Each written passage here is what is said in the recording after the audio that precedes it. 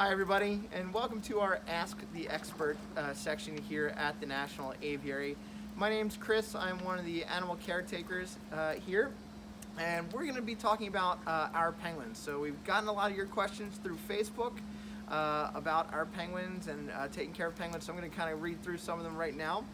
How many types of penguins are there? There are 18, some people will say 17, different types of penguin. Really the only difference between 18 and 17 is whether people divide the rockhopper penguin into northern and southern, or just kind of keep them all together. Here at the National Aviary, we do say 18, we do divide them up. How much do they eat in one day, and what do they eat? So I'll start with that second question first.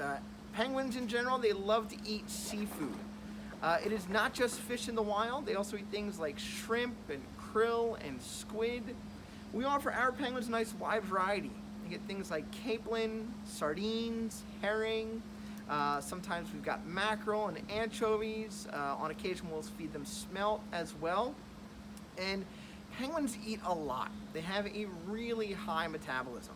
They can eat between 14 and 20% of their body weight every single day. So just to give you an idea, that's like a 100-pound person eating between 56 and 80 quarter-pound hamburgers every single day. It costs the National Aviary $35 each and every day just to feed our colony of African penguins. So if you'd like to help us continue feeding our penguins during this closure, you can visit our website, www.aviary.org, to make a donation, and that'll help us continue to feed the penguins and all the other animals that we have here at the National Aviary during this closure. How long do they live?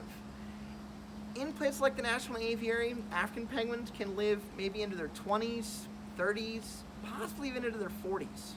In the wild, it's only about half that, and this has a lot to do with human impacts.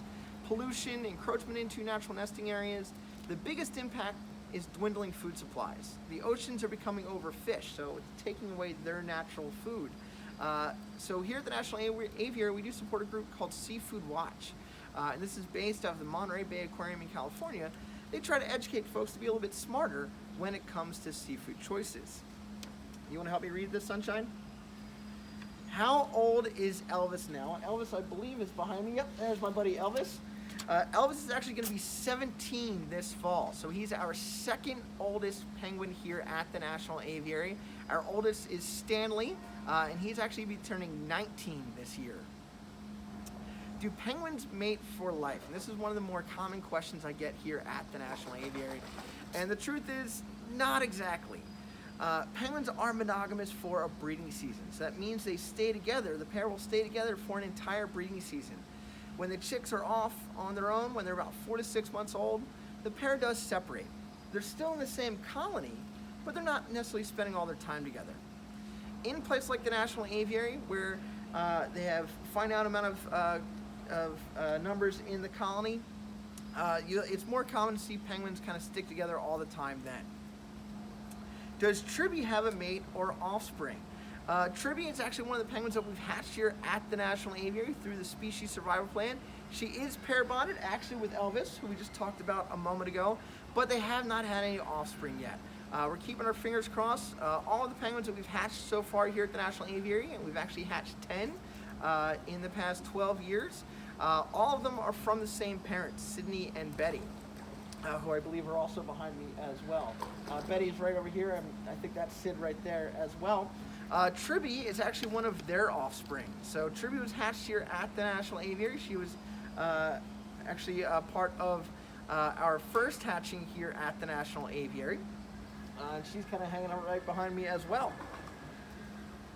Do they have mood swings while molting? So penguins molt very differently than most other birds. They go through something called a catastrophic molt. And this is where they actually lose all of their feathers in about a week and a half.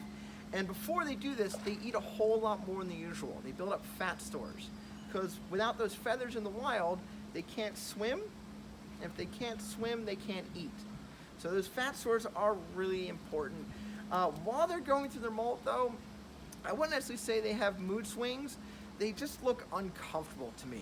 Obviously, they can't tell us how they're feeling, but based on their body language, based on the fact that they tend to kind of keep to themselves in their caves or maybe in their personal spots in the habitat. They just look really uncomfortable while they're molting. The entire process from losing the feathers and having the new feathers finish growing the rest of the way back in can actually take about 3 to 4 weeks. So that's a really long time to be going through that process. And like I said, we don't really see mood swings with them. Well, those are all the questions that we've gotten for our Ask the Expert section. I want to thank you all for sending in your questions, but a special thank you to my buddy Wyatt for sending in his penguin drawing as well. It's really awesome. Thanks so much, Wyatt. And we'll catch you guys next time.